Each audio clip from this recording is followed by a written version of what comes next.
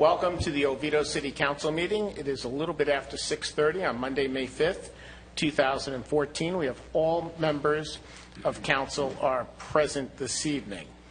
And let's take a look. Scott, why don't you come on up here and lead us in the Pledge of Allegiance? I'm looking back there. Scott, me, Scott? Up here, buddy. Who, me? I'll do that, Sorry, Scott. That's okay.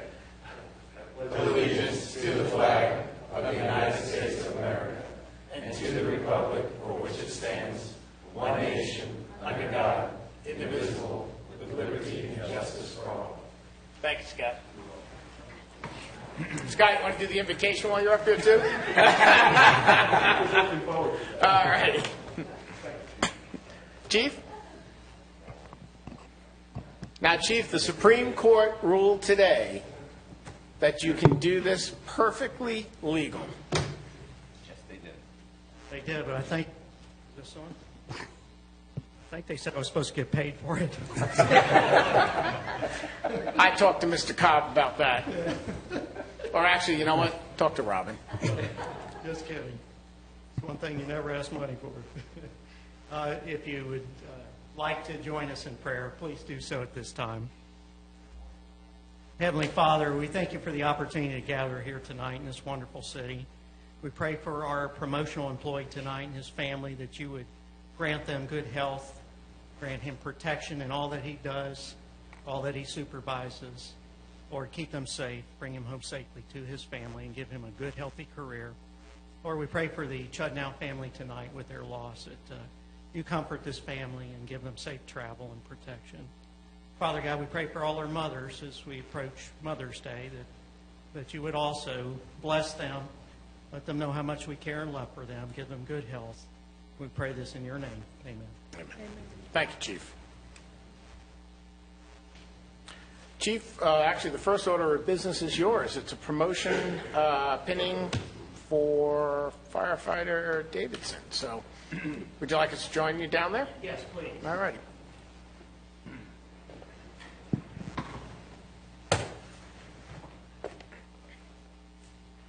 Nice. Sorry about that, sir.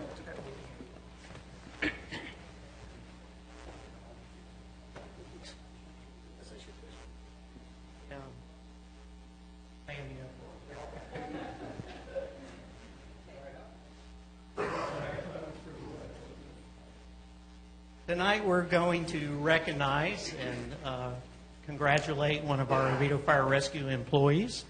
And I'm going to ask Mike Davidson and his family to please come forward. And I'll give you an introduction as they're coming up. Mike's been with us since about 2002.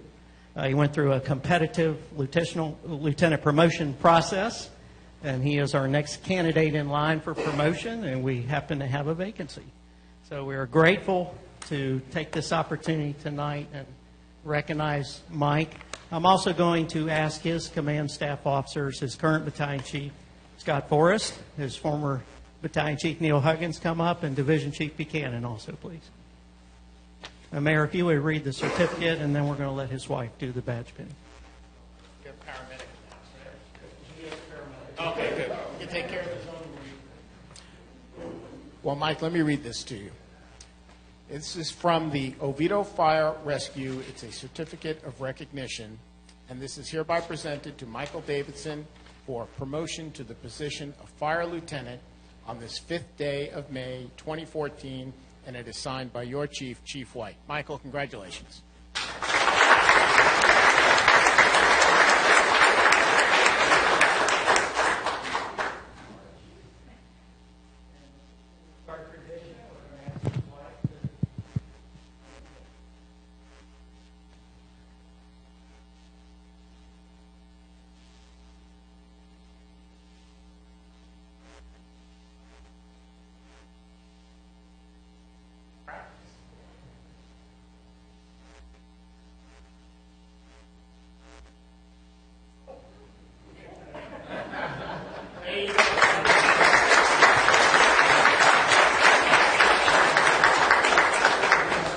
Squeeze in real tight for a picture or two. You guys get close. I'm going. You guys, we'll get on the wings.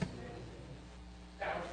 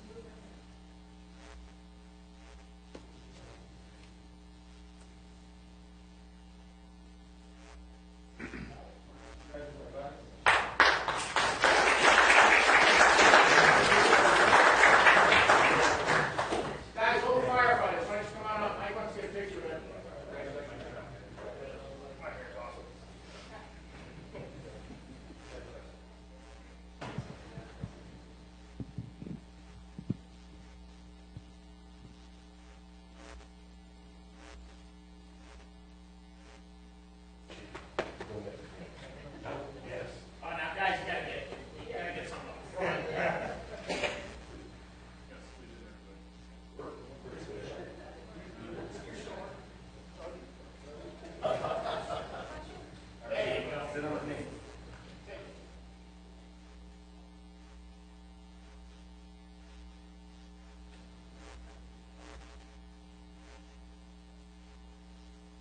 Greg, can you fill those kids up with sugar? Is that what you're doing?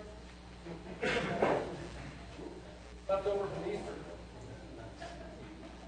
Mike, congratulations. Everyone go around.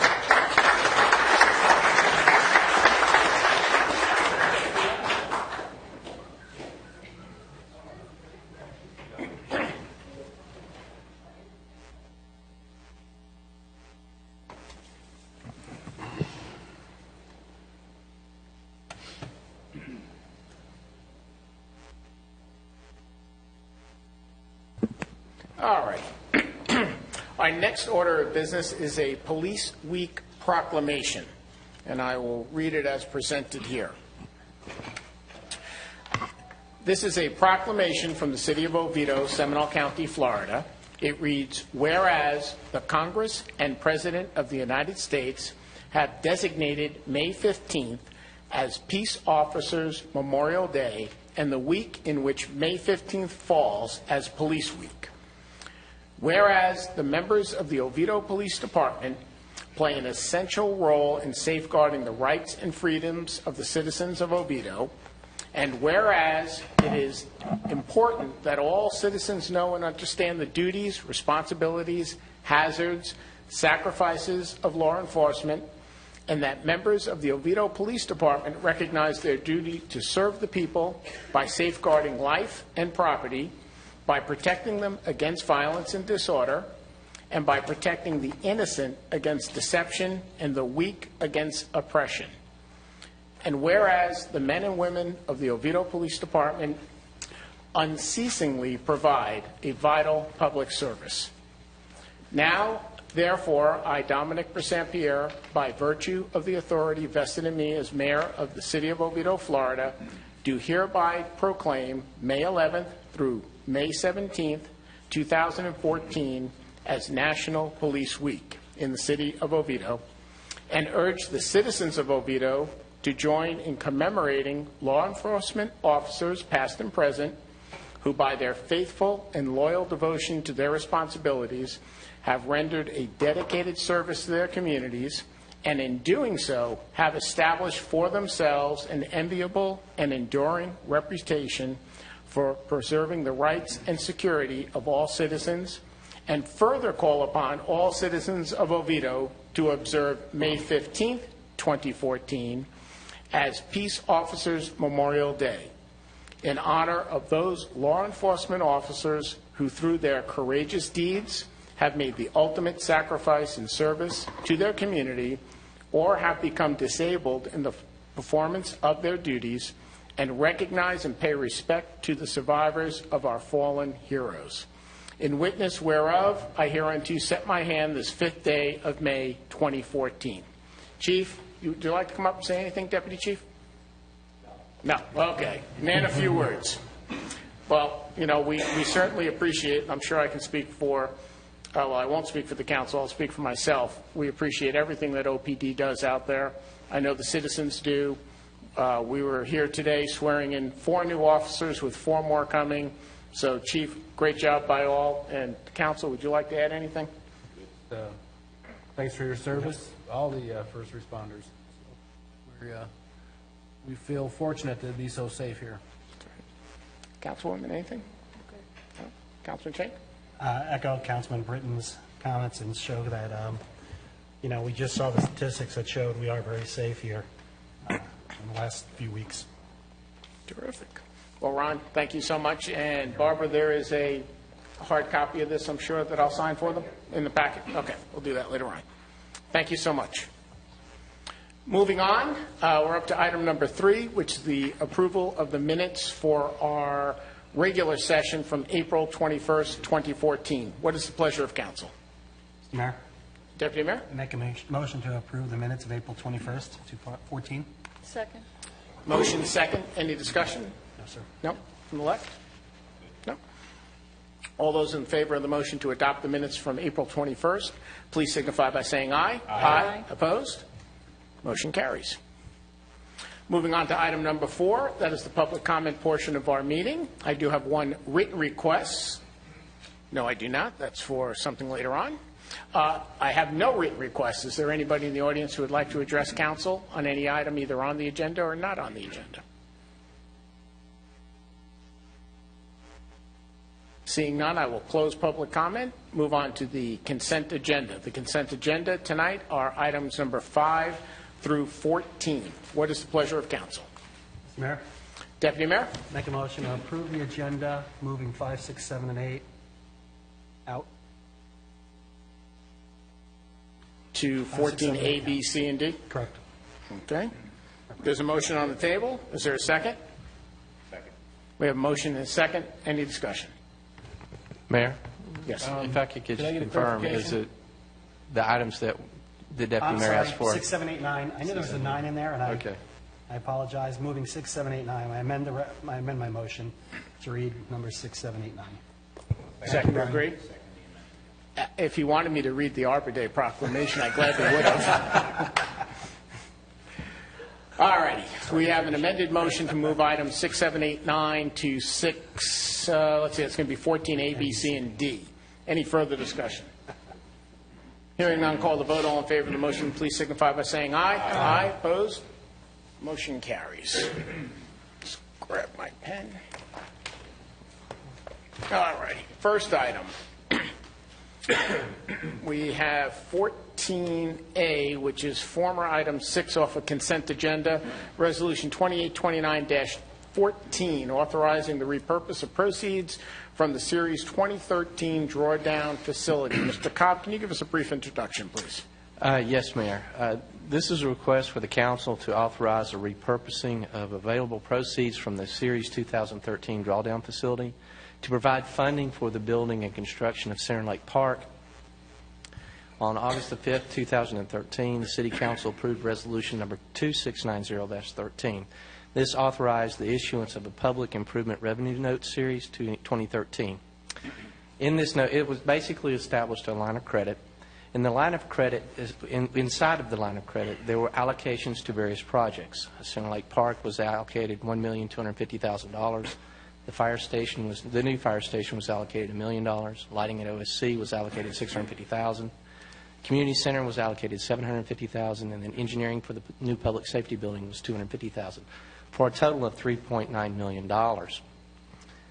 At City Council's March 10th, 2014 meeting, the staff presented a plan to construct Seminole Lake Park in one phase. The plan involved 3 funding sources. The first one of which was $2.5 million from the referendum that occurred in 2003, $2,586,750 from the repurposing of the 2013 drop-down facility, and then $300,000 for contingency from the Water and Sewer Fund.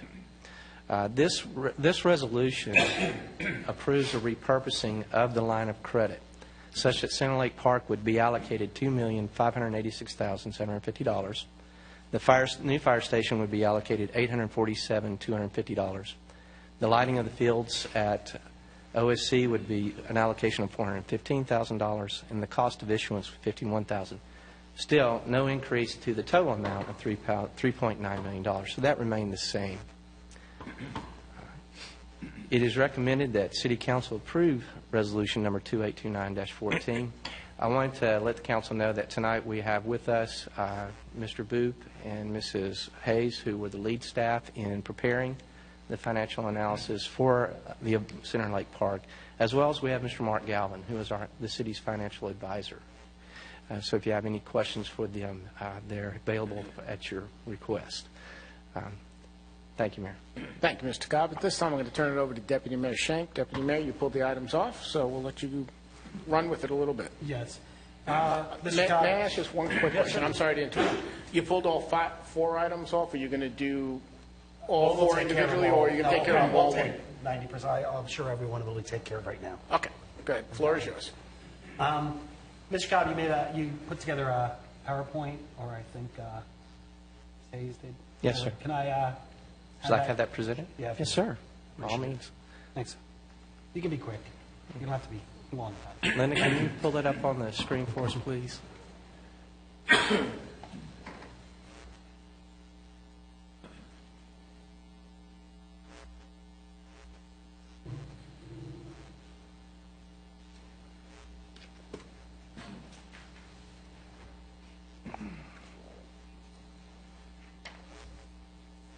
Mayor, Council, Jerry Booth, Finance Director, City of Oviedo. The first part of the PowerPoint that you'll see in just a few minutes is the PowerPoint that we presented to you on March 10th. First slide here is the estimated project cost, the original A.D. Owens bid of... Gary, just hang on 1 second. I'm not sure that it's, not sure if the microphone is. See if it's turned on.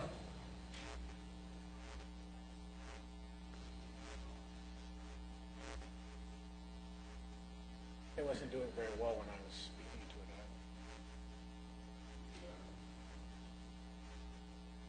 it. You need a louder voice. I said, you need a louder voice.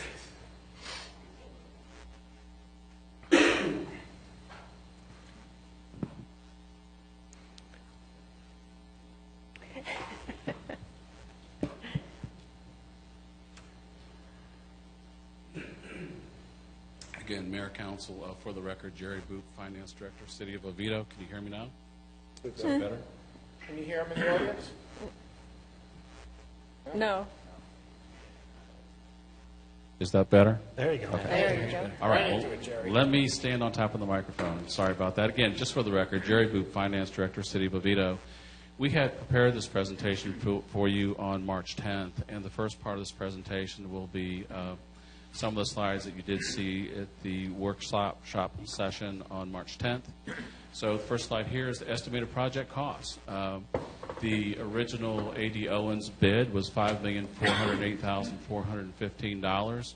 To that, we added the audio components for a total or subtotal of $5,649,471, less the accepted value engineering of $336,400. As well as proposed adjustments of $235,179 for adjusted construction costs of $5,077,892. To that, we added a project contingency of $300,000 for a total estimated project cost of $5,377,892. Next slide, please. So funding, Mr. Cobb recapped this in the agenda memo, the repurposing of the drawdown facility for Central Lake Park. The original was $1,250,000. The recommended moving forward will be $2,586,750. The fire station, the original was $1 million. The recommended moving forward will be is $847,250. The lights at the fields were originally proposed for $650,000. The lights came in better than expected. The recommended and the final price for the lights is $415,000. To that, we add the cost of issuance for $51,000, and the community center has been reduced from $750,000 to nothing.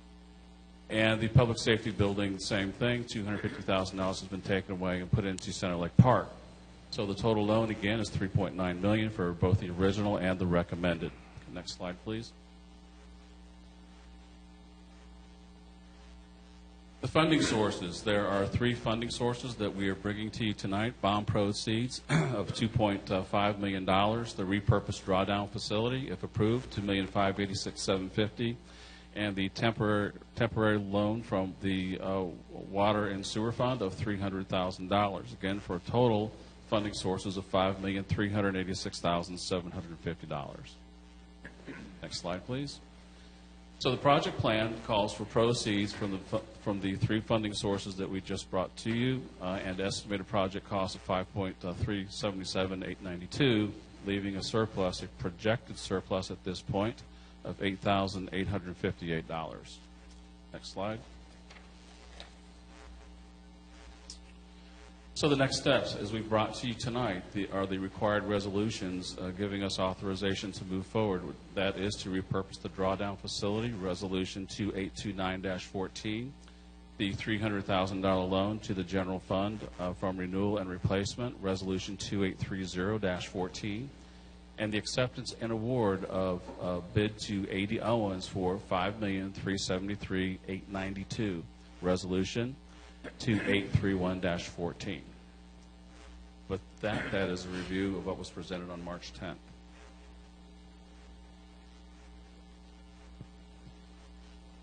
Yes, for the record, Robin Hayes, Management Services Director. We put together some operating and maintenance costs to the on the part for the next 3 years and presented those based on estimates. They're based on the estimated ad valorem taxes that we believe we may receive from the county. Based on their estimate was 5.5%. At a max, 5 to 5.5%. So that is the $470,000 I reflect as a revenue. I did not look at all the revenues because I don't have those numbers from the state as of yet. They will not actually be in until June sometime. And we are just looking at the city revenues now at a 6-month completion. I did not look at any other revenues for this project. Looked at estimated additional revenues due to the opening of $10,000. I spoke to the Parks and Rec Division. That was a reasonable amount. We obviously may bring in more revenue, but we just don't know at this point in time. And I also did not want to include things like July 4th because we already have revenue coming in from that. So this is additional revenue other than the July 4th opening. So that was just the best we could come up with, looking at the process and how long we might be open.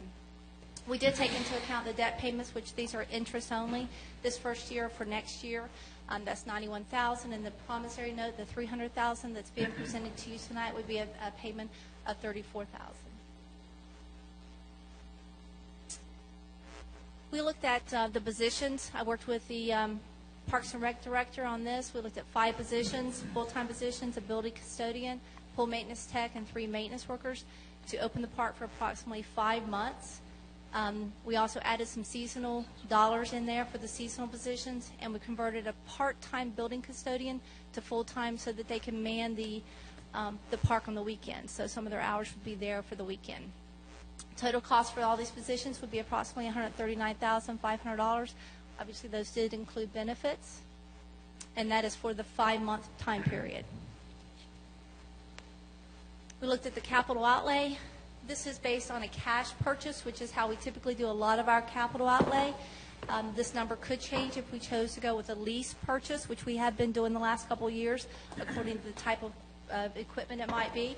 But this is on a cash basis. The mower and the Jenny lift, John Deere, these were per items that the Parks and Rec director felt like he needed to start the process with, or the project.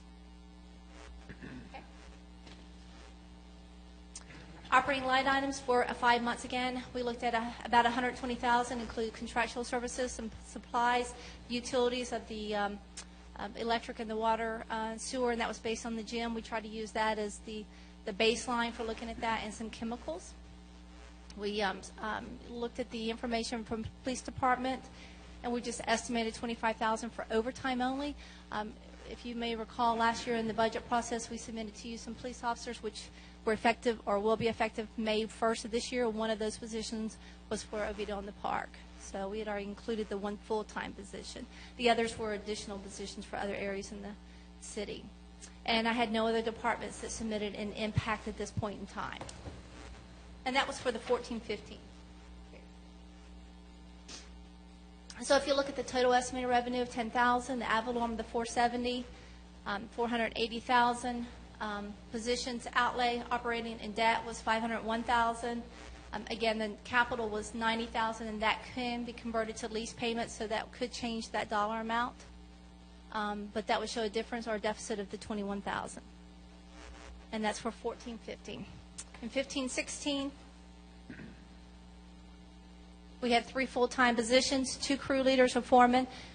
That may alter to the type of positions as we open the park and see what's needed, but that was the first thought process that we needed in order to have supervision for the crews that were out there, since they were dedicated crews. There would also be some seasonal positions added to this for a total of $173,000, which would include benefits. These are the other items identified. Again, this is on a cash basis, not on a lease base. We most likely would go with a lease on the mower and the, I don't know about the trailer, would probably still be a cash buy, but these are options that we can look at to change the 110 to a different 2 to 3 year budget. We'd have to budget the lease over 3 years, probably 2 or 3 years, but that's something we can look at. Please. Operating costs. This is an annual operating cost. Okay, so now we're looking at we're operating for 12 whole months, so this is approximately what we feel like the operating will be for the park. $350,000, which would be in contractual services, supplies, utilities, chemicals. It's cell phones, it's uniforms, it's everything. Looking at the entire department. I increased the department coverage for police, assuming that there's going to be additional events that they're going to be covering, so went up to $40,000 on that. Again, at this point in time, I assume no other department impacts. We had to have a alarm of $40,000. I think it was the first slide that maybe passed by, but it had the $470 from the 14-15 year and then a $495 that estimated for this year.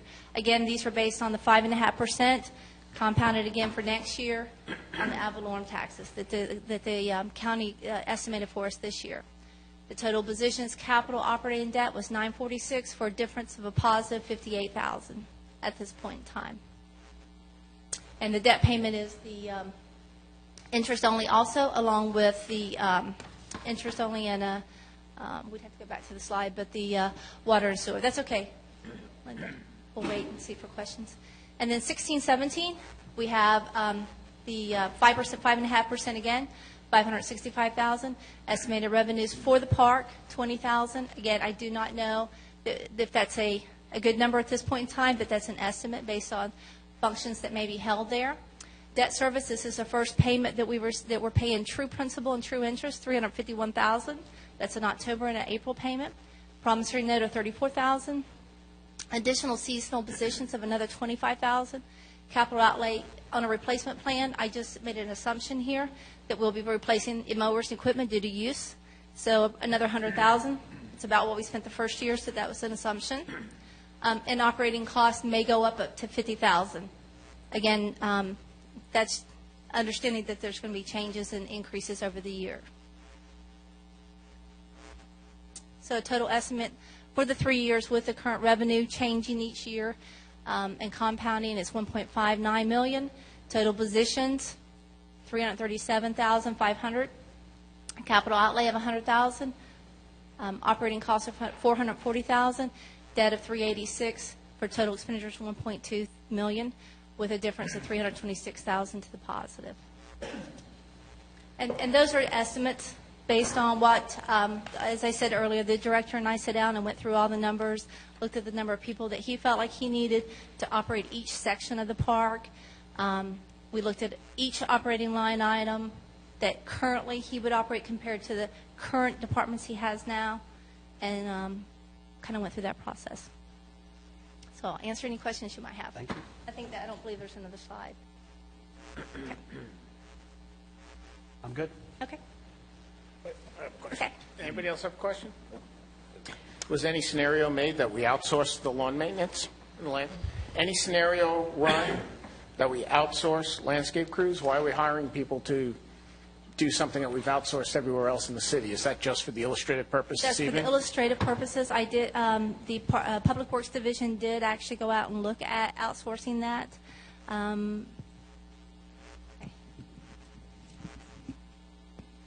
Okay. They did actually go out there and look at that. I believe it was $240,000 to outsource it. Dave Waller went and actually grabbed an estimate from our current support service carrier, CFL, if I'm not mistaken. I don't want to mistake. But it was $240,000 for 1 full year. $20,000 a month, take care of the park? That was the estimate that was presented to me. Okay. Well, we can debate. We haven't scrubbed it yet, Mayor. We just looked at it. That's you $20,000 a month. You could take care of practically the whole entire city. Yes, sir. So I appreciate that number, but I have no faith in that number. I understand. But when I look at what you have up there, and I look at adding more people adding benefits, adding this, adding that. We could add one person or two people to manage an outsourced crew, and then that person could manage the entire outsourced crew throughout the city, which I know is a little bit of a challenge right now. And, you could cut that thing $1 million over 3 years. But, again, just while we're looking at scenarios, I thought I'd offer mine. And we did not look at all that, other than David going out and grabbing. And I don't know what the estimate included. So in all defense of that, I have no clue if it's a rewrite of the total city. I don't know. So But, I apologize there. I didn't bring we it only with pay me. CFL about $100,000 a year right now, right? No, it's a little more than that. Right. It's just over 200. But I didn't. Yeah, I but didn't. that's the entire city. Yes, sir. Okay. I Thank you. didn't think to look at it, so I That's okay. apologize. That's okay. No worries. Anybody have anything else? Thank you, Mayor, Robin. Mayor, Great job, by the way. Thank you, sir. if I could just piggyback on that, Mr. Boulware couldn't be here tonight due to illness, but when I spoke to him about this very same issue, he was looking at it from the standpoint that city staff would take more of a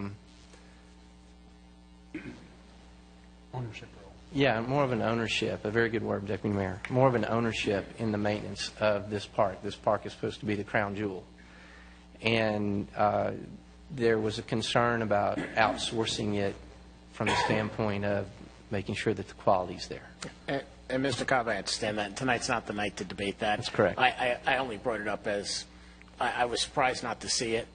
And when you outsource something, especially something as simple as landscape maintenance, I think the issue we have is we don't have a dedicated manager to oversee the landscape crew.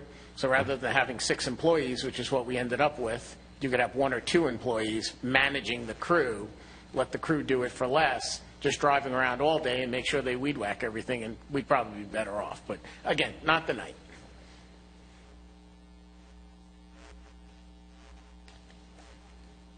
You're up.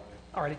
As I had said previously, this is just, my concerns relate to the fact that, as we saw there, for the 3 years, the total ad valorem is projected to go, that takes every bit of the ad valorem increase for the next 3 years towards Oviedo in the Park and just funnels it towards that. With after 3 years, it's $300,000. It will be a plus, but that's the only money for the entire city. So all the ad valorem additional taxes that we're going to project, the 5.5, if that's right for the next 3 years, goes directly towards this. And we've got a lot of other things that are going on. And that's my problem is, next year we're looking at a $21,000 deficit, so to speak, projected from what we currently have this budget. This budget, we had over $580,000 in unfunded positions and unfunded increases in positions that were asked for from the budget. Besides the 4 officers we're looking to hire because we know we need to do a salary and market study to get all our people up. So we're looking to put all this money here versus trying to do it in pieces. I also look at, as the mayor pointed out, some of the ways that this was looked at, or we've had, this has been a project that was approved 10 years ago. We've had a lot of time to plan, to look at what are we going to do with this community center? What are we going to do with this amphitheater? What are we going to do with this park? And we don't have a plan. So I look and go, well, there'll be no one in that coffee shop we're going to build, and there's not going to be a dedicated police officer there. And on the weekends, it's going to be a part-time cleaning for our Disney quality park. We keep saying those words, but I don't know that we're planning it in that manner. When I look at the lack of planning so far in reality that I've been seeing, or just some of the planned pieces that are coming out of it. We have no programming. We have no project programming cost. How much will it cost to program this park? There's multiple pieces of this park, from the community center and the amphitheater on around. And what extra programming are we going to do in the park? Are we going to do things on a weekend?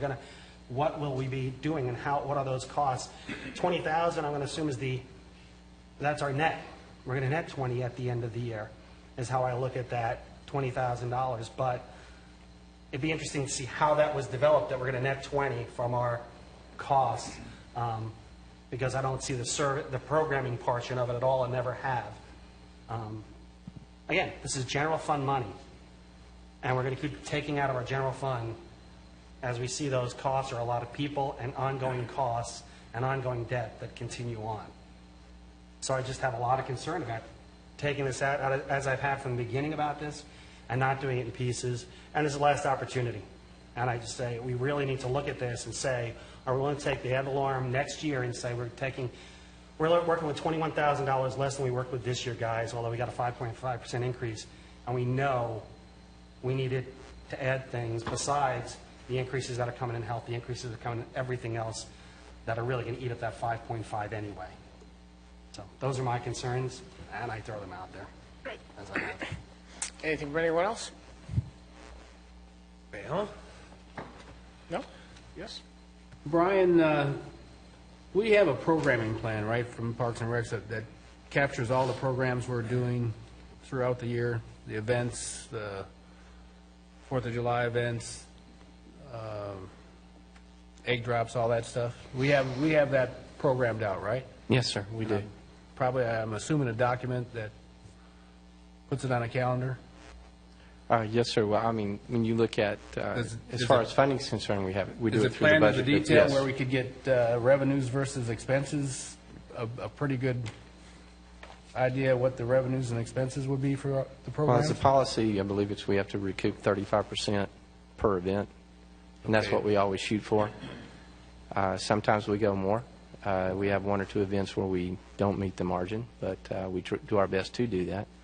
So do we? But could- we do, as far as the calendar, we know the dates that it's going to occur on, yes.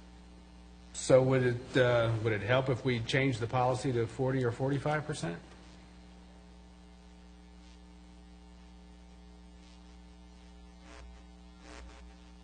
And what I'm getting at is there any effort ongoing now that will revise the plan to transition stuff like the 4th of July event from the mall to the Oviedo in the Park, or the Easter egg event to the Oviedo in the Park, or the movie nights to Oviedo in the Park, and how that might impact or improve revenues? We haven't looked at that specifically. One of the things that we're still trying to figure out is whether or not this park will be an acceptable venue for some of those cases. With 4th of July, obviously, we have the fireworks, and we have to take that into consideration. And so part of that will be brainstorming with public safety as well. With the marshmallow drop, pretty much the same way. We're going to be able to get a helicopter, have enough clear zone for the helicopter to get in there. We think there will be, but we've got to make sure, and we also need to look at build out as well, the height of the buildings so that the helicopter can get in. The other thing about it is having it at the ball field, we have a lot of open land which can drop the marshmallows. We won't have them floating in the lake. Those are just examples. Yeah, I know. I'm just Exactly. thinking, I mean, we've been looking at, as far as relocating the farmers market, we've been working with the Women's Club to see if there's a way that we can relocate Great Day there. We've also been talking about Taste of Oviedo with the Chamber. We've been looking at, the various events that we feel that we can realistically locate there, but we haven't really come to a definite conclusion yet as to which ones we can or cannot do. well, we're getting to the point, and I think this is what Deputy Mayor Schenk is talking about. We're getting to the point where this thing's going to come online, and if we don't have a well-thought-out plan on how we're going to use that, then it may be underutilized, or we may not be able to support it. So can you come up with a timeline that maps into when this thing is going to come online? I assume it'll come online sometime in the next year or so, right? Yes, sir. We're anticipating probably a 10 to 12-month construction period. Okay, so we got roughly a year to come up with some thoughts that the mayor and deputy mayor have outlined here, and I'd like to see something, a formal document that we can look at and opine on a little bit before we get to that point. Mr. Burgoon and I were talking about that very topic the other day, and that we needed to begin now getting those things in place and being ready so that when we cut the ribbon on it, that we'll be ready to move forward with the various programming for it. So it's not so much just looking at special events, but it's also looking at other things as well. Now, did I miss in Robin's report that the ad valorem revenues that we're going to apply to this are going to come from the general fund? and not the CRA, or will they come from the CRA? Well, for one thing, you've got to have CRA monies.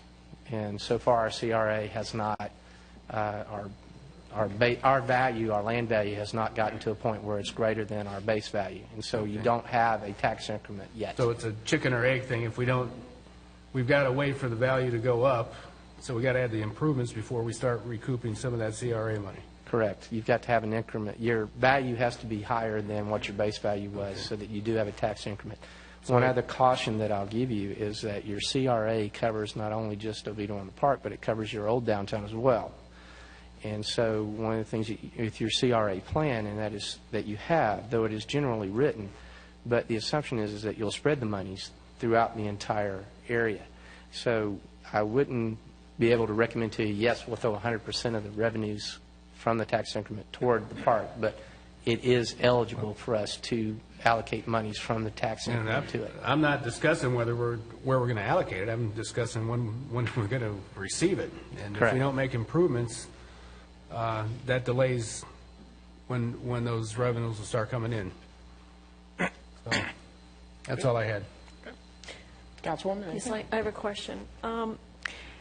It occurred to me when we were looking at the slide, again, that you're going to put in a budget to hire 3 people to come in and either cut grass or maintenance and stuff like that. I think a project like this really needs the attention of someone who's going to come in and manage all the projects and maybe start planning of what they can do, what we can bring in, whether we bring in entertainment, something that's going to not cost us money, but someone who can devote 100% of their time to make this work. And I would just like, my personal feeling is to get them on board sooner than later so that that planning stage can start and then they can manage the whole thing. I think once it starts, events take a long time to plan. Great Day in itself takes a year to plan. So if we're looking at 2015 with it opening, we want to be ready. We want to be ready to have something there so we can start bringing in that revenue. I believe that was the reason that Mr. Boulware had tapped Mr. Burgoon to head this up, because he is already in charge of special events and coordinates special events for the city. Who is that, Brian? David Burgoon, our events manager, and David would take the lead along with Mr. Boulware. But the idea of also having David at the park, having him actually located there, as well as administrative staff, and that way he could oversee all of the maintenance items. And that's one of the things about the crews. It's more than just mowing the yard. There's also the cleaning of the sidewalks and the emptying of the garbage and all the things that go into the maintaining of the park. And that's what Mr. Boulware was looking at more than anything. Even though it comes across as maintenance workers, there's also a position dedicated just for maintenance of the facility itself. I guess maybe I didn't make myself clear, or maybe you just misunderstood me. Not so much the maintenance, to overlook the maintenance, but to overlook the programs. Mm-hmm. Someone to start searching. There are people who do that professionally that can bring in different programs, shows, and get it started. Mm-hmm. To really not just leave it, okay, Great Day's going to come here. Manage the space, so to speak. Manage the space, yes. Mm-hmm. Yeah. Mm-hmm. And start thinking about it and start planning and start bringing these I don't know what I want to call them, acts or entertainment or programs, whatever it is, to bring them in. Not so much overlooking the maintenance, which I think is a good idea also, but as the Mayor said, that's for another day, for another conversation. I think just to build it and then leave it out there and not have somebody really focusing on it and looking at it and deciding, starting to look out there and see who's interested in coming, promoting it. And that, as I mentioned, that Mr. Burgoon is taking that lead in the Recreation Department, is what he's saying. Even though I agree with you, he's going to need help, and with that as well. I do agree with you, and we'll see if we can find a way to do that. But yes, Mr. Burgoon will take on those duties of, like you said, promoting, bringing in the different entertainment opportunities, let's call it that. And, looking as far as using the facility for other groups as well, such as the Women's Club with Great Day, Chamber of Commerce for Taste of Oviedo, but also looking at some even smaller events such as weddings, school items as well, with working with the schools to bring them in too. So there's a number of things, and you're correct. There are people out there that do this full time, and we're going to try to tap into those venues as well, and to be able to bring as many items into this park. We want this park to be an active park. We want people down there. So all those are great input. Anything else, Councilwoman? No. Councilman Hicken? Just a couple of points. Everything my colleagues said up here tonight, they're all great points. Deputy Mayor brought up some great thoughts on the budget. It's always tough when you're spending a lot of money and there's uncertainty and you're not sure where you're going to go. But just for me, in generalities, yes, it is a lot of money. It's the one time that I can remember. Well, it might be the second time that we did this as a council for certain things. But, I always just come back to the foundation of this all, and that this is a citizen-approved project that we showed them. It's 11 years in the making. I think a former developer also was going to throw in some extra money that is not here anymore. So, what's the alternative? Do we stop doing this and not go forward? Nothing in life is a gimme. But, I believe in this city. I believe in the people that are building this park right now, and I believe in the future of it. And, yeah, it is tough when you're spending this and you're not sure. But, we have a pretty decent plan. I think we know certain things that are going to be out there. You're not going to know everything. Once it's all done, we might get things that none of us ever thought of. But all I know is that this is what the citizens asked us to build. And this money goes not just for that, but for a lot of things. So, we can't go backwards, and I don't want to go backwards. It's always nice to get stuff for free, but nothing in life is free. So I kind of make this more easy and more simplistic, and instead of trying to look so deep into it. I have great faith in our Parks Department that they will come up with good programs, and that's going to be fine. All the things that Tom and his group are bringing out there is going to be fine. So, we got to march on, and this is an easier way to get there. And I don't see any other way but to march forward. So, I'm okay with this. Thank you. Anything else from anyone?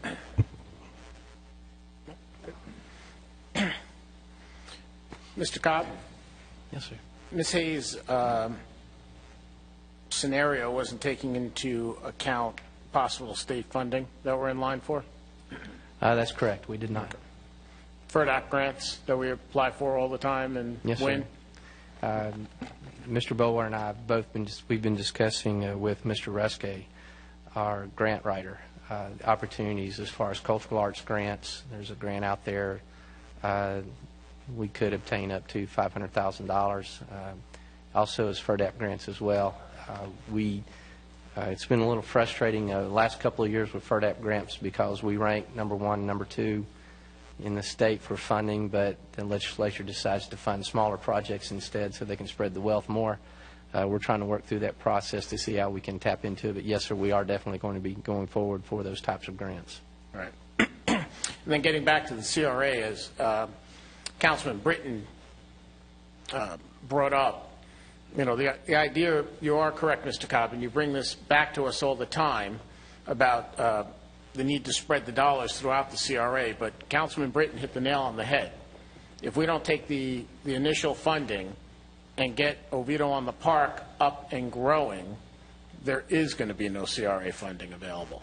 Oviedo on the Park, since day one, you and I sat in the chamber and talked about this with, many folks over the years. That is the impetus for the CRA. So without us making that a success, there won't be anything else to worry about later on. So, we just have to keep that in mind, and I sincerely appreciate that you bring us all back so we don't forget. But I don't think any of us have forgotten. I just think it's a matter of, as Councilman Britton pointed out, it's chicken and the egg. the old historic downtown isn't going to just all of a sudden revive and lift the values up. Now, some people would stop going to the tax assessor's office and challenging their appraisals. I mean, we'd be better off, but be that as it may, that's water under the bridge, and it was done. So we're playing a little bit of catch-up right now.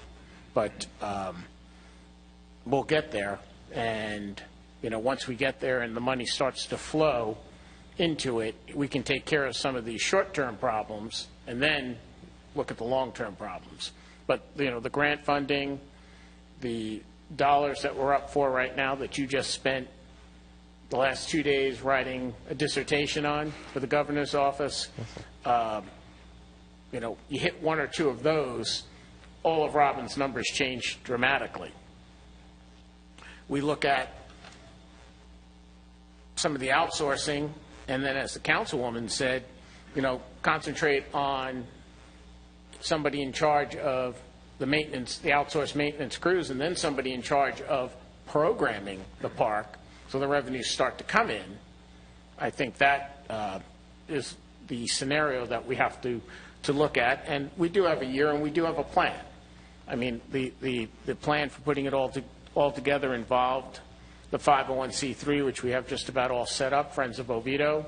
We've got the book from People for Public Spaces. Was that the group's name? Project for Public Spaces. Right, Project for Public Spaces, that laid out how to go about programming it, and those folks put together what type of lighting and sound and, all that fun stuff, which, to be honest, I haven't dived into the details, and that's not for us to do. We're assuming that we're building it all to those specifications to be able to put on these types of events. So, I commend all the work that you all have done. It's difficult to project out, but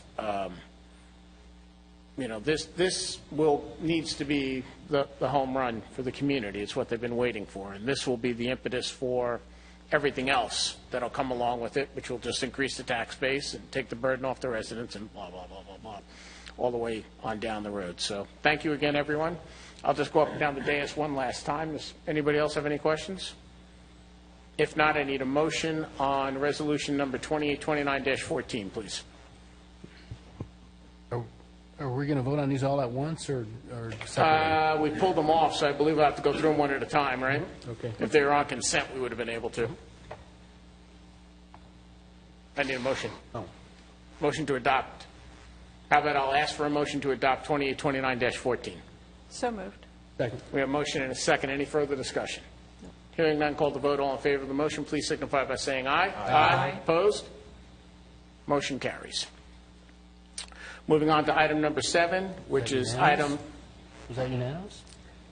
Moving on to item number 7 on consent agenda, which is actually 14B on the agenda. That is resolution number 2830-14, authorizing the issuance of a promissory note for the Center Lake Park at Oviedo on the park. If council is satisfied, I believe some of that was already addressed. Yep. Yes, sir. Okay. Do we want an introduction from Mr. Cobb? Or would you like me just to go through all 4 items? Go through. All righty. I need a motion to adopt resolution number 2830-14, please. So moved. Second. I have a motion and a second. Any further discussion? Hearing none, call the vote. All in favor of the motion, please signify by saying aye. Aye. Opposed? Motion carries. Moving on. Item number 8, item 14C on our new agenda, resolution number 2831-14. This is the accepting and awarding the bid for Oviedo on the Park and its amenities. Again, any questions on this? I'm going to ask for a motion to adopt resolution number 2831-14, please. So moved. Second. We have a motion second. Any discussion? No. Hearing none, call the vote. All in favor of the motion, please signify by saying aye. Aye. Opposed? Motion carries. Last item, item number 9 on consent, item 14D on our new agenda. It's resolution number 2832-14, Oviedo on the Park Construction Management Services. Any discussion amongst council? Hearing none, I'm going to ask for a motion to adopt resolution number 2832-14. So moved. Second. We have motion second. Any discussion? Hearing none, call the vote. All in favor of the motion, please signify by saying aye. Aye. Opposed? Motion carries. Gentlemen, go build us an incredible park. Mr. Mayor? Yes. Just want to say thank you. Like I said, I think there's a discussion that needs to be had. That's why I pulled it off, and I appreciate it. Councilman Schenk, it's your right to do that, and we appreciate the items that you brought up, because now we all have targets and goals to hit. We're the ADOans, folks. You want to say anything to us? You want to tell us how incredible this is going to be and how much further under budget you're going to bring it in?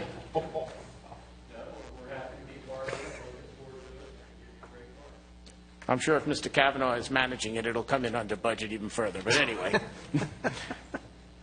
Moving on, public hearings. We're up to item number 15, ordinance number 1583. This is the animal pet waste ordinance. And I see Tim is here from the Seminole Voice, so you'll have a lot of fun with this one in the paper next week, I am sure. Mr. Cobb, I'll turn it over to you. Thank you, Mayor. This is a request for council to adopt an ordinance related to the proper collection and disposal of animal pet waste in the city of Oviedo. The purpose of this ordinance is not really about pet waste. It's about stormwater and protection of our stormwater system and the quality of water within our stormwater system. It is part of our MPDES permit that we have with Seminole County. Adopting this ordinance will assist us later on down the road as far as managing our stormwater system and staying in compliance with our MPDES program. The ordinance has been reviewed and edited by the city attorney, and we recommend that City Council read the ordinance by title, conduct a public hearing, and adopt ordinance number 1583. Thank you, Mr. Cobb. This time, Mr. Groot, will you please read ordinance number 1583 by title only, please? Yes, Mr. Mayor. Thank you, sir. An ordinance of the City of Oviedo, Florida, relating to animal fecal matter, amending Chapter 10, Article 1, and Chapter 2, Article 4, Section 2-89 of the Code of Ordinances of the City of Oviedo, providing for enforcement and penalties, providing for duties and violations with regard to animals and properties, providing for legislative findings and intent, providing for conflicts, providing for severability, providing for codification, and providing for an effective date. And that's the ordinance by title, Mr. Mayor. Thank you, Mr. Groot. As mentioned, this is a public hearing. I do not have any written request. Is there anybody in the audience who would like to address council on ordinance number 1583?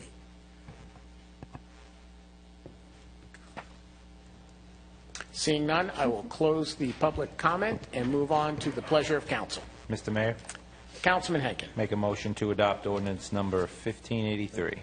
Second. Motion second. Any discussion, Councilman Henkin? Just real quick, Mr. Cobb, how are we going to notify the community that this is now a city ordinance? Are we going to? Is there going to be signs put up in all the communities about the, pet waste, and how is it going to get out there?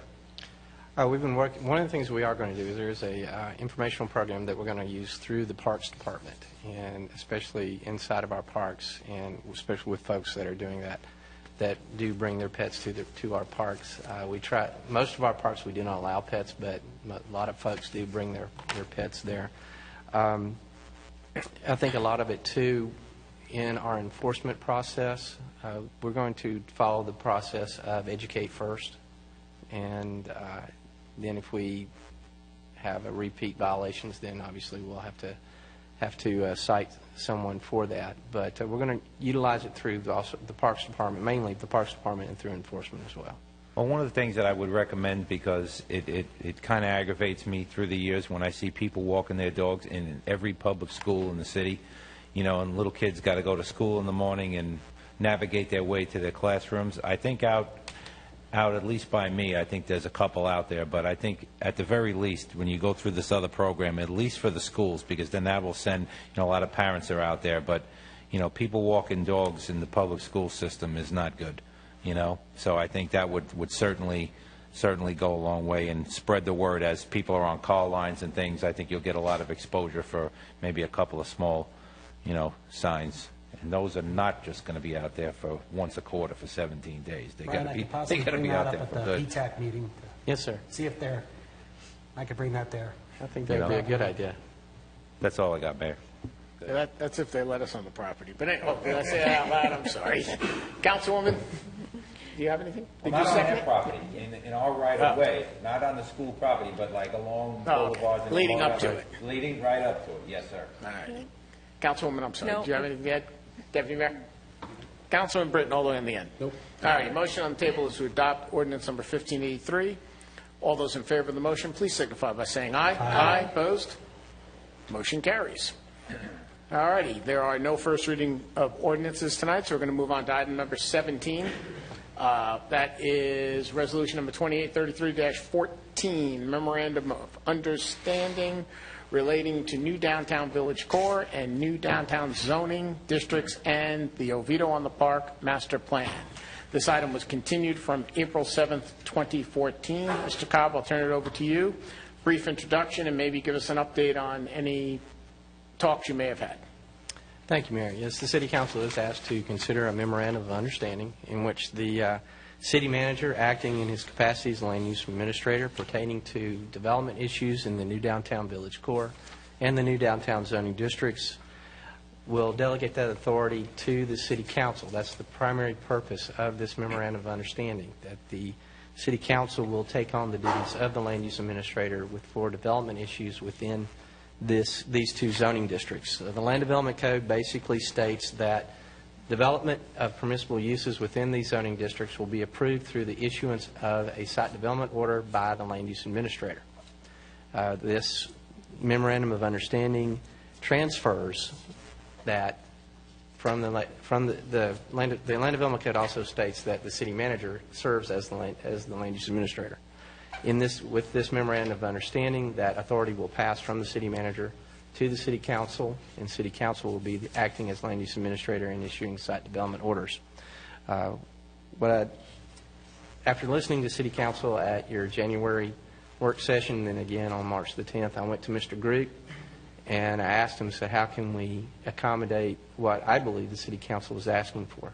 And Mr. Groot prepared the memorandum of understanding. So I'd like to turn it over to him and let him take it from this point and provide more information regarding the memorandum. Thank you, Mr. Cobb. Mr. Groot?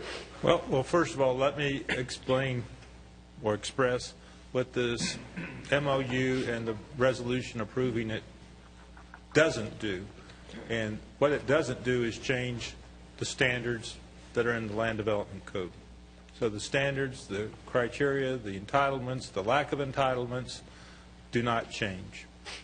Nothing changes. So if a property owner owning property within the new downtown village core or new downtown zoning districts or has entitlements today, if this MOU is adopted, they have entitlements tomorrow. Nothing changes.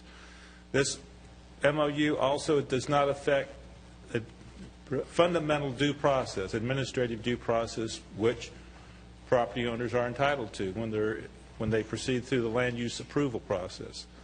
So do property owners still have notice, an opportunity to be heard and be heard by a fair adjudicator or a fair decision maker? They do today in the city of Oviedo, and if this MOU is adopted, they will tomorrow. So to those very important two salient points, nothing changes. The only thing that would change is the decision maker. Who would be the land use administrator today? Mr. Cobb. Who would be the land use administrator tomorrow? If this MOU passes, the city council. Everything else stays the same. The law stays the same. The entitlement stays the same. In my judgment, you have authority to accept that responsibility, just like you had authority to grant it to Mr. Cobb as the land use administrator in the Land Development Code. That's a very straightforward analysis of the matter. If you all want to do this, you can. If you want to do this as a temporary basis or an experimental basis to see if you want to do it overall in the entire land development process, as has been discussed at workshops, work sessions, maybe this is an experiment. It's up to you whether you want to accept that responsibility back, which you gave when you enacted the Land Development Code. And I hope these comments have helped you. If you have any questions, I'm glad to answer them. Mayor, there is one other thing we'd just like to bring up. At your April 7th meeting, you did receive two letters, one from Ms. Allison Turnbull and one from Mr. Tom Ball. Both of those letters were included as part of your agenda package tonight. And so just wanted to let you know that not only were they entered into the record on April the 7th, but they're also part of the record for tonight's meeting as well. Thank you, Mr. Cobb. We also asked you to have meetings with the owners who thought they were affected. Did you do that? Yes, sir. I did meet with Mr. Walter Carpenter, had a very good discussion with him. We talked more about the reasoning why. It was more to educate Mr. Carpenter and get him caught up to speed. We also had a meeting with Mr. Kavanaugh. Is Mr. Carpenter currently a landowner? Mr. Carpenter is currently not a landowner, Okay. but he was asked to... How about specifically the landowners? We met with Mr. Kavanaugh and Mr. Smith and Mr. Gabady. Mr. Gabady represents most of the landowners around Oviedo on the park. We met with them as well. We talked about the process. We talked about how, as Mr. Groot said, what would change and what would not change. It was more of an educational meeting as well. We met with them too. I also had discussions with Mr. Axel. Though we did not have a formal meeting, we talked about it quite a bit on the telephone. So, but we did reach out and we did meet with as council directed. Thank you, Mr. Cobb. At this time, I'm going to open up the public comment portion. This is a resolution, so I will only be taking written requests, and I do have one, and it's Mr. Lee Smith.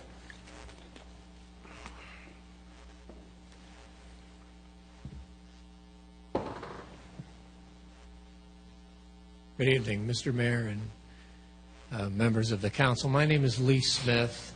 I am with the law firm of Holland & Knight, 200 South Orange Avenue, Orlando, Florida. And we represent Park Place Park Place Apartments of Oviedo, LLC, who is an owner of property within the Oviedo on the Park project and within the two zoning districts that are affected by this resolution, the new downtown district and the downtown village core district. And we would like to state that my client, Park Place, objects to the resolution for the reasons set forth in our letter to Mr. Cobb, April 3rd, 2014. And that we request that the council not adopt the resolution. Thank you. Thank you, Mr. Smith. That is all the written requests I have, so now I'll move on to the pleasure of council. Mr. Mayor, Councilman Schenck, make a motion to adopt resolution number 2833-14. I have a motion? Second. Motion and a second. Councilman Schenck, do you have anything to add? No, I think we spoke of this last time. So I'm good. All right. Councilman Henkin, you seconded? Nope, good. Councilwoman, anything? Yes, I do. I guess I'm really struggling with why we want to change a process. I don't see what the problem is. I haven't been told what the problem is.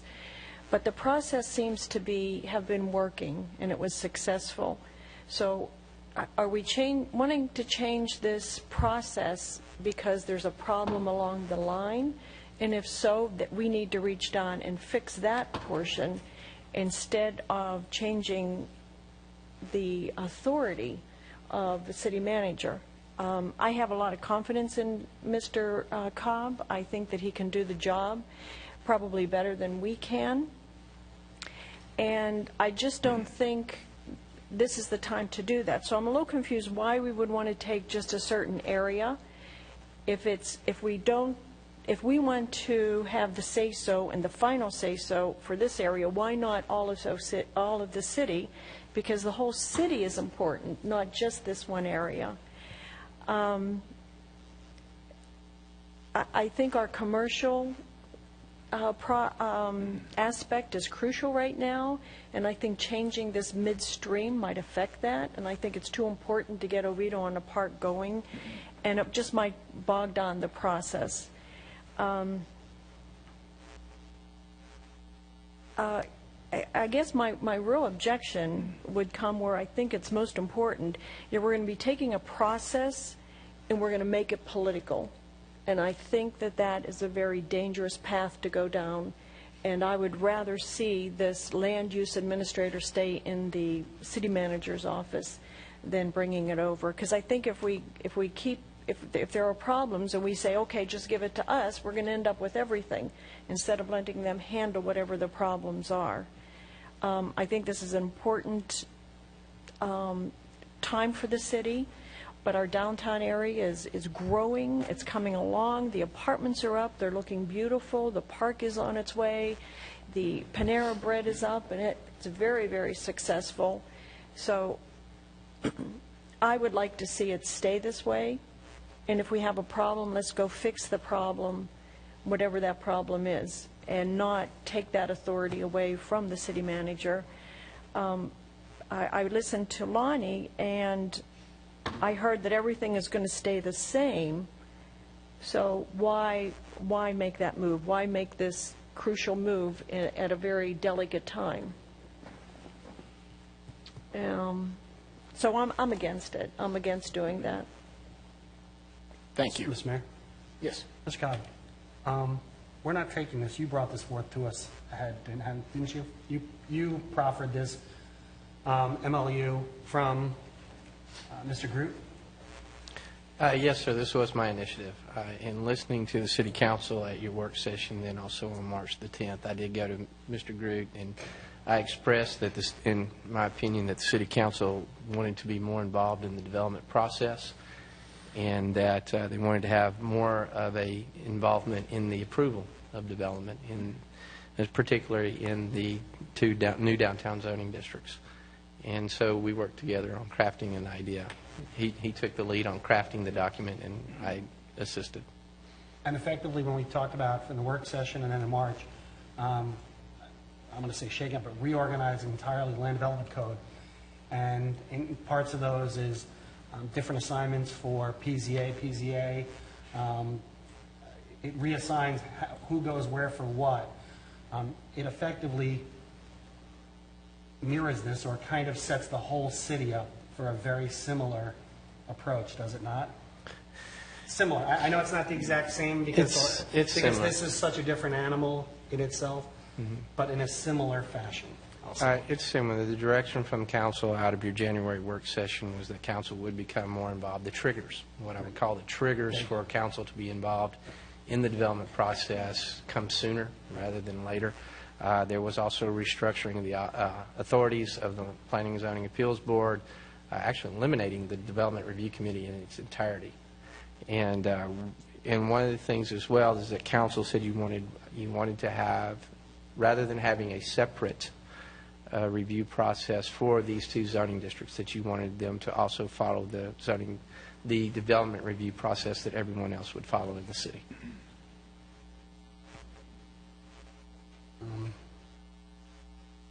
That's it. Councilman Brittany. Start with Mr. Groot. The two letters we received from the law firms, Yes, sir. do you agree with their points? Are they valid points? I've read them. I don't think they affect the legitimacy of this MOU. I mean, they're good letters. They're interesting letters. They state some law that's correct, but they also have the underlying assumption that the city council is going to act in an arbitrary and capricious manner as opposed to Mr. Cobb, and I can't accept that principle. So, Okay. does that answer your question? Yeah. I kind of agree with Councilwoman Drago. Despite what they say in the letters, I'd rather vote for this to make the point, but I don't see the need in this. But what my concern is now is, if I remember correctly, the January 7th meeting, Mr. Cobb, I thought we were going to get a reconciliation of the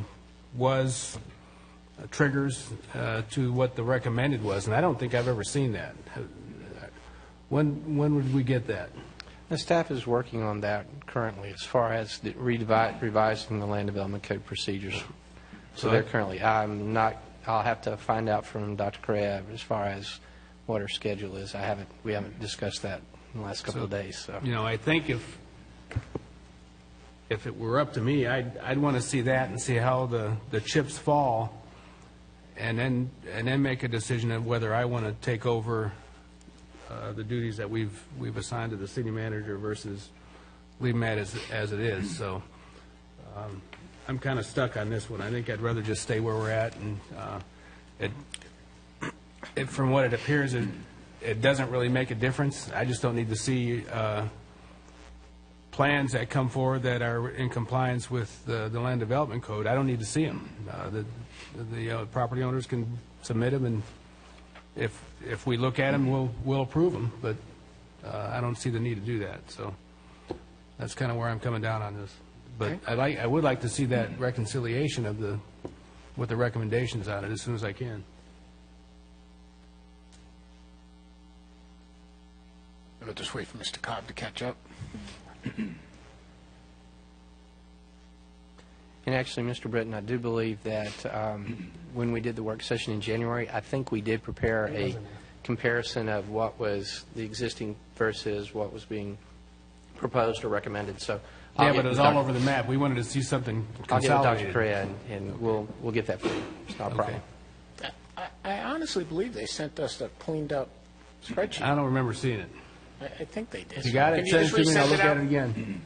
Didn't you send a cleaned-up one? Yes, sir, we did. Okay. We'll- All right, we'll- just we'll do resend it. it, because it has been a while. That's fine. Councilman Henkin? Yeah, I just want to bring up just one point on this, and I wholeheartedly agree with what Mr. Groot just said, that this is not an arbitrary, and I disagree with what I heard, that this is going to be political. I come back to that our citizens voted for this project. It's no doubt the biggest thing we've ever done in the city, and I don't think that it is a big deal for the people that sent us all up here to take a look at what goes on here and, frankly, take some of the pressure off of Mr. Cobb. He has a lot of things going on that he has to do, and, this is not going to be a process that's going to take or is going to slow anybody down. These things can be put in a consent agenda and looked at, but honestly, when people send you here to watch over their interest, I don't see it a problem for the five of us to take a look at what's going to be built there. I mean, I think we kind of all know, and everything's, as Councilwoman said, is going along pretty well. But, I just want to make that point loud and clear. We have every right to take a look at what's being built there before it's done to make sure that the will of those people who voted for this project is being done. So I don't understand what the big issue is. And I also agree with Lonnie is, we gave this to Brian. We originally had this. We gave it to Brian, and, we're taking it back. It could be temporary. I mean, it could not, but we have to see how it goes. But, I mean, for me, that's it. We're going to watch over the people's interest. That's why I'm in favor of this. Thank you. Thank you, Councilman Henkin. Anything else from anyone before I go? Mr. Groot or Mr. Cobb, correct me if I'm wrong, because I've heard statements made to the contrary on the dais this evening. This is the only area of the city where the land use administrator has final authority as far as the land development code goes. You mean to take it? Past that, Mayor, everything... these two zoning districts are the only districts where the land use administrator has complete authority over development or the issuance of a site development order or the development issues. The land use administrator can approve a project with any deviation whatsoever. As you know, our current process anywhere else in the city, as you have deviations to the minimum standards, the further you move away from compliance, the more people get involved in your project. The land use administrator can approve projects that are compliant or up to a 10% deviation to a minimum standard. When you go above that 10% threshold, you start moving into other venues. In these two zoning districts, the land use administrator has complete authority over development. And only these two. And only Past these that, the city council has essentially final authority over the whole entire city. Yes. Okay. So by changing this, all we're doing is what we usually do. So, I honestly, I don't have an issue with it. I agree with everything that's been said. And, build it the way it's supposed to be built, build it to the vision, nobody will have any problems. Deviate from it, and then we'll have a discussion here in the council chambers. Mr. Kavanaugh, I did close public comment, but I know this is very important to you, so why don't you come on up? Backland development, I'd just like to state for the record, this is going to hurt ultimately the vision. I mean, the vision's not written into the code, and we will abide by the code, but what this is going to turn into is 5 people sitting up here picking apart a site plan. And I agree with the councilwoman, it is going to be political. There's no way to slice it around it. You're going to be talking about my colors, you're going to be talking about the height of my trees, things that you shouldn't get involved in. That's what you have staff for. I am responsible, and ultimately responsible for bringing many site plans through council chambers, hopefully. Okay? It hurts. It's going to hurt when I have to go tell people that I'm doing business with that we have to bring a site plan in front of a governing board, and who knows what the discussions are going to be, but I know, okay, it's not going to be only about the code, because I'm going to bring a site plan through that meets all your codes, but we're still going to have an active discussion about site plan. I appreciate the vision. I have a vision. I'm going to have about a $100 million vision out there when it's all said and done. But I don't want to get involved in the political side of the equation, and we start talking about things that we really shouldn't be talking about, and your land use administrator or your planning and zoning department are the ones ultimately making decisions here. It's just bad business. Everybody's going in the opposite direction of where you're going. Most municipalities are delegating authority. You're taking it all back right now. And it's only Oviedo on the Park, and I keep hearing about the vision, the vision, the vision. I understand the vision. I'm not really sure what the vision is other than quality, and I'm all about quality. But I need to be able to build and develop now and in the future. And for the record, it just makes my job a lot tougher. It's going to add time. I was just sitting there looking at the agenda. You got meetings on the 6th and the 12th. Well, you know what? We're coming up in summer. Half of you guys, respectfully, are going to be on vacation. I'm going to have to be working my schedule, my site plan approvals around council. We're going to get involved in some discussions, and we're going to table it. There's nobody in this room that thinks it's not going to add time to the process. And when you add time to the process, you add dollars to the process. And from a developer standpoint, I don't want to get involved standing up here with my site plan on the wall and having discussions about what color my buildings are. You know, there's a palette. I see the vision. You know, there's 30 colors that I can choose from. I get that. But I don't want to get involved in discussions that I don't like the green color that's on the building, or can you change your fascia color? You know, those things I'd rather not do. So, you know, I would just implore you to think about what you're doing here. There's nothing wrong with your system right now. Every single person sitting up there has the ability to go talk to Mr. Cobb at any time he wants about any site plan, about any elevations, to voice your concerns to Mr. Cobb and to staff. I just don't want to see, for the sake of this town, having any developer who wants to develop in Oviedo on the Park to come through here and have this thing turn into a political nightmare. It's just going to be bad business. Thank you. You're welcome. Anything else? No. Here.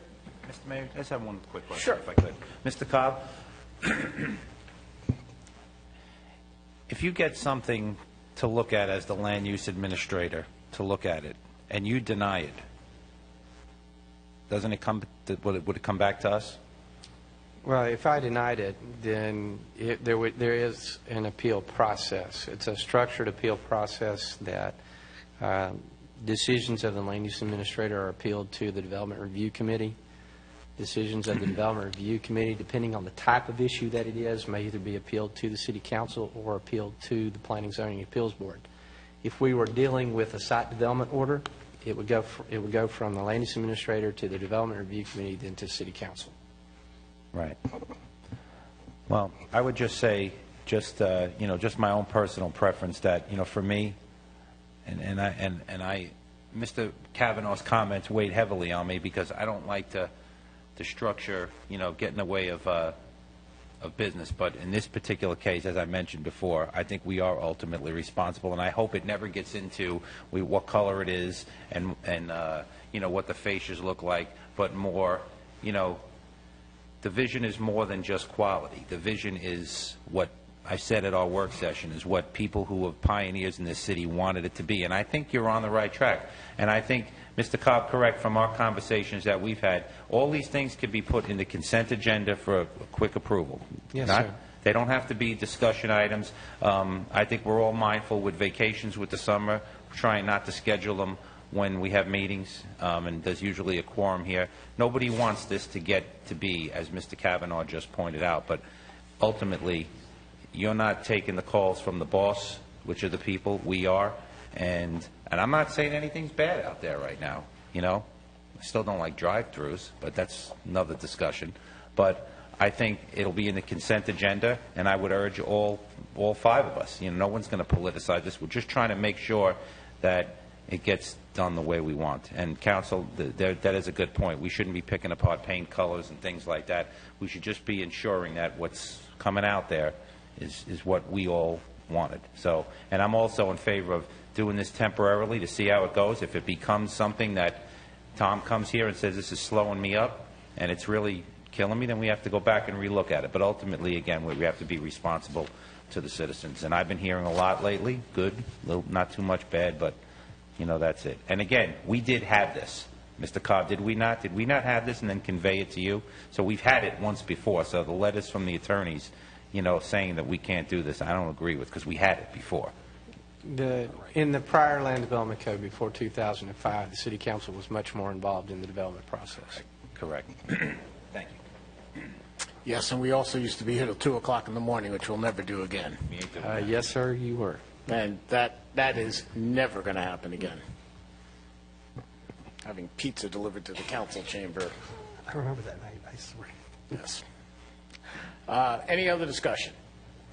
Good. Hearing none, call the vote. All in favor of the motion, please signify by saying aye. Aye. Opposed? Nay. No. 3-2. Motion passes. Moving on, city manager's report. Mr. Cobb? Mayor, I have no report this week. Mr. Groot?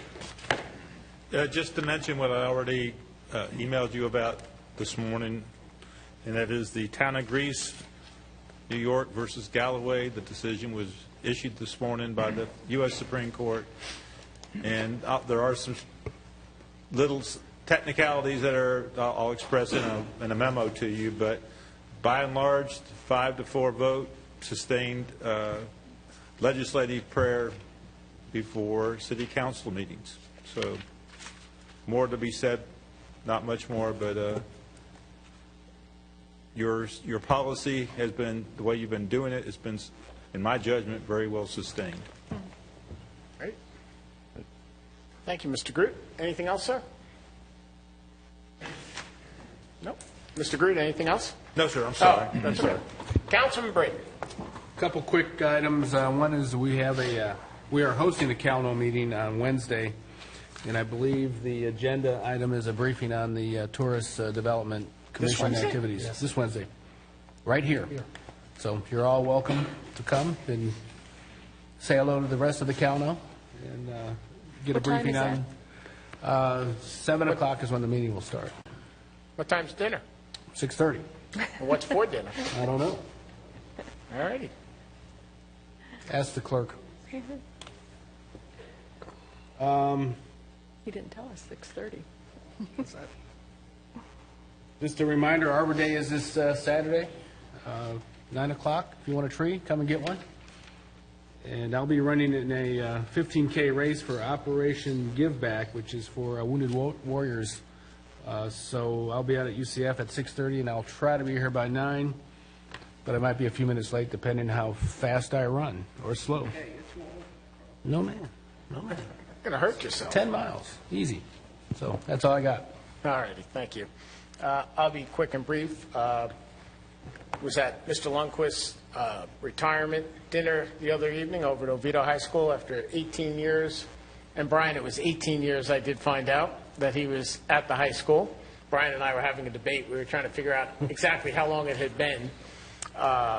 18 years at one school, and Mr. Lundquist is forced into retirement this year, and we wish him well. He's got his next 2 years all planned, and none of it involves work. So good for him. We wish him well. It was quite the event. There must have been, the auditorium was filled, so however many people that auditorium holds, it was quite crowded, and it was quite a good send-off. The new principal was not there that evening. I'm sorry, and I do apologize. I do not have the gentleman's name in front of me. Comes to us from Lake Brantley High, so we look forward to getting to know him. We also have a new principal over at Jackson Heights Middle School, Mrs. Sarah Mansour, who was actually the assistant principal there for a long while, and Ms. Mansour has been in the Seminole County Public School System for a long while, and Councilman Schenck, you'll love this one. She used to be a music teacher. So, taught my kids piano, actually. So she'll do quite well, I am sure, and we wish her nothing but the best. Councilman Britton pointed out we have Arbor Day coming up. That is always a well-attended event here in the city. I'm assuming kickoff is 9 o'clock. Is that what it is, Bobby? How many trees you got this year? Oh, who knows? Lots, right? Trail load. So come on out, get a couple of trees.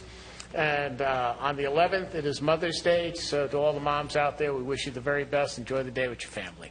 Thank you. That's all I've got. That goes to you two. Thank you. And we are up to Councilman Schenck.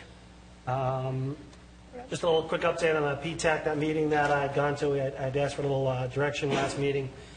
We gave the school board basically our little opinion that we would not look to waive fees on a continuing basis for construction, and we wouldn't accept St. John's as their final.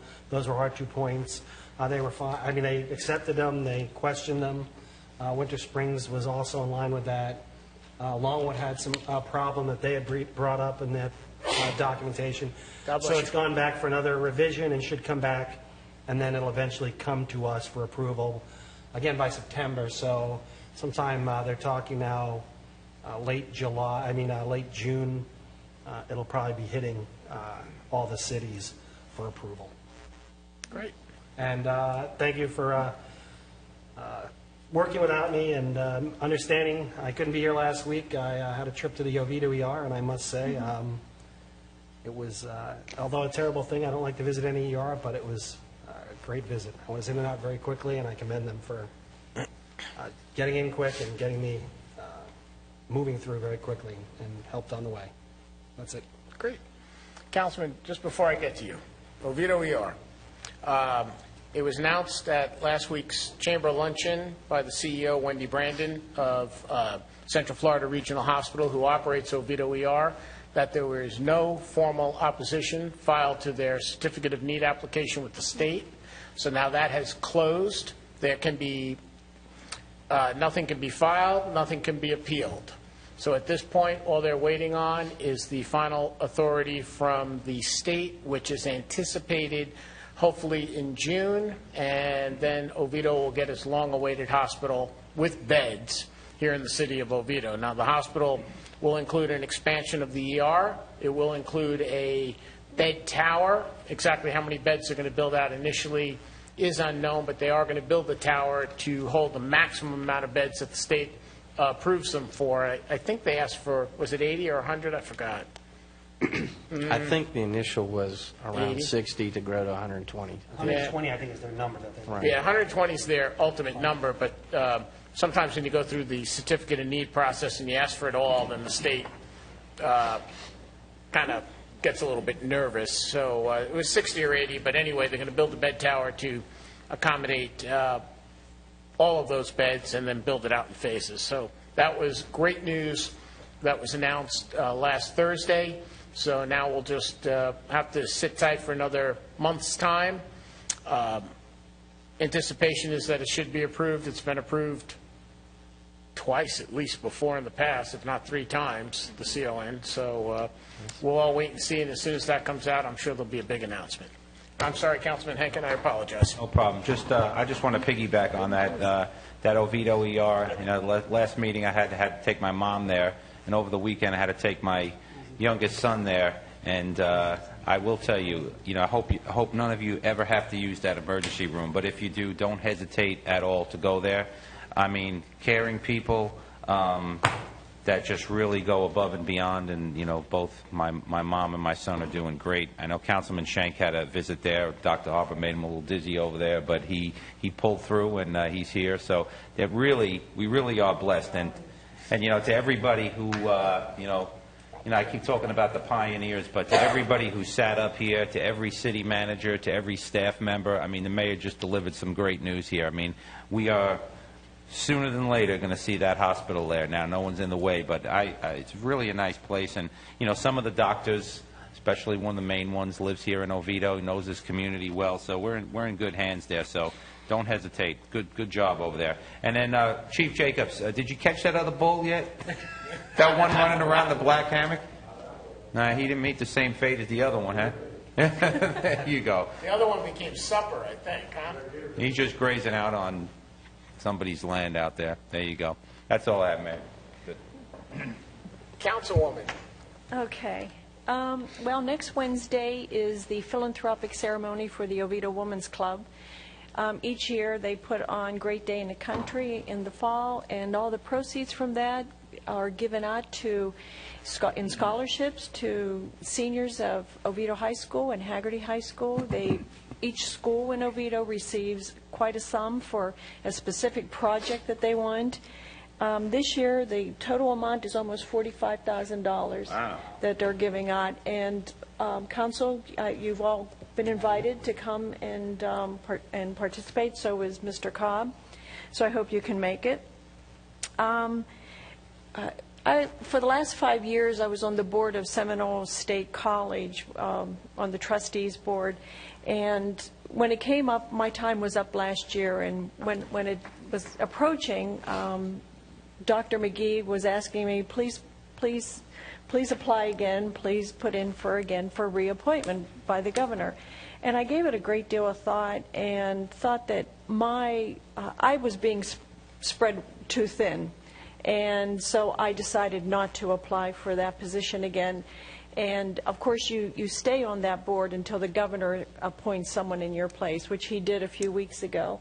So Seminole State College had me out there last week or the week before and presented me with a very nice plaque, had wonderful things to say about me. And so I'm going to miss it, but they are always there if we need anything from them, and are a great college, and I would recommend any student to go there. I mean, their 4-4 program is fantastic. It's a great school. It is a great school.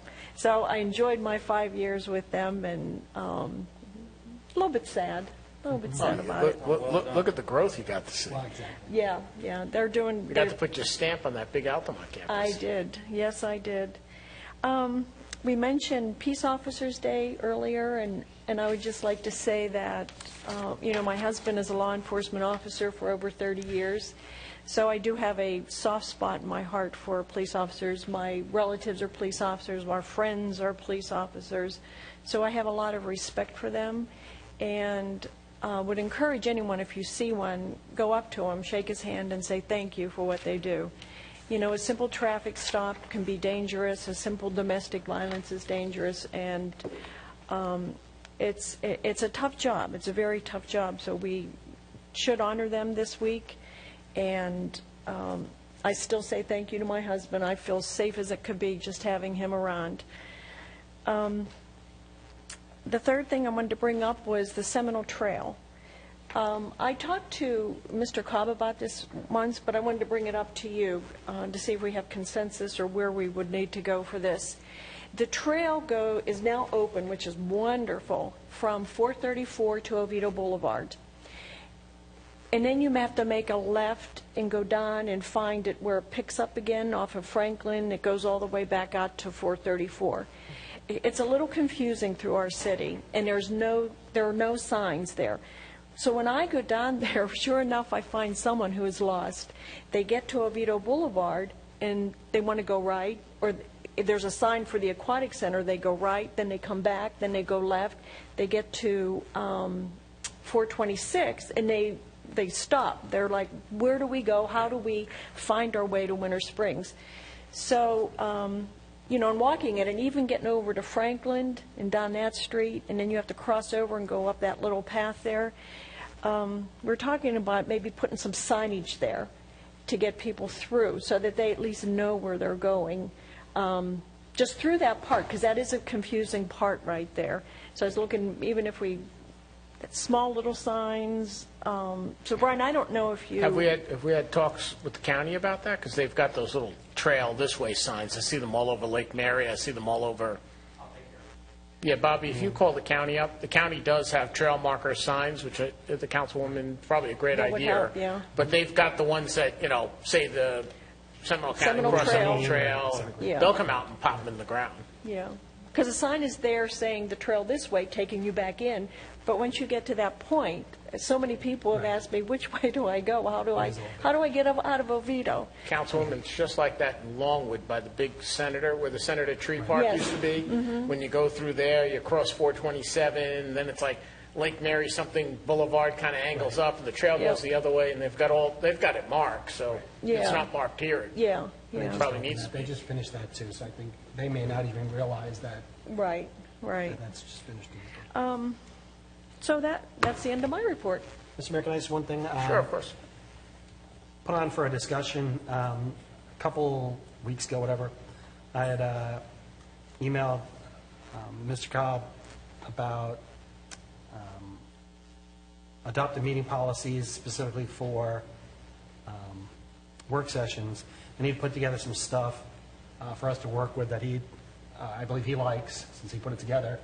Also, that will help us in setting up work sessions and meeting policy that we have to put on the next agenda for discussion, and then possibly adoption after that. See what council thinks.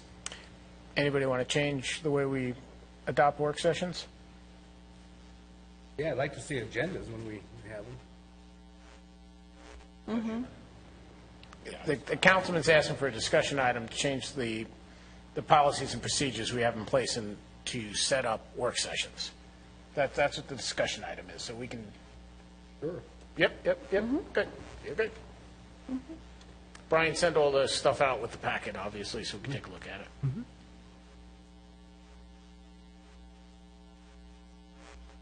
All righty. At the risk of more things being added onto future agendas, I'm going to ask if there's anything else. All righty, seeing none, future meeting dates. We have Monday, May 19th, regular session. Monday, June 2nd, regular session. Monday, June 16th is the 6 p.m. CRA Governing Board meeting. And then Monday, June 16th at 6:30 is our regular session as well. With all that being said, it is 8:15. Anything else from staff? Yes, Mr. Chief. Mayor, just a reminder, the Fallen Floridian Memorial Cross Tribute will be set up on the 16th at the White House through the 27th with a special festivity today at 9 a.m. this year, Chief?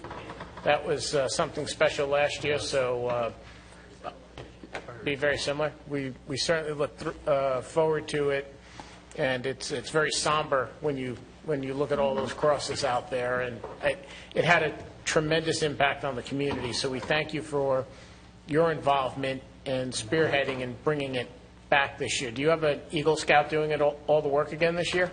Or a potential Eagle Scout, I should say? A lot of the same players. I think his sister is actually taking a larger role. The Eagle Scout from last year? The Eagle Scout from last year, his sister? Connor, yeah. Wow. Excellent. Well, Chief, thank you for reminding us of that. Anything else? We're adjourned.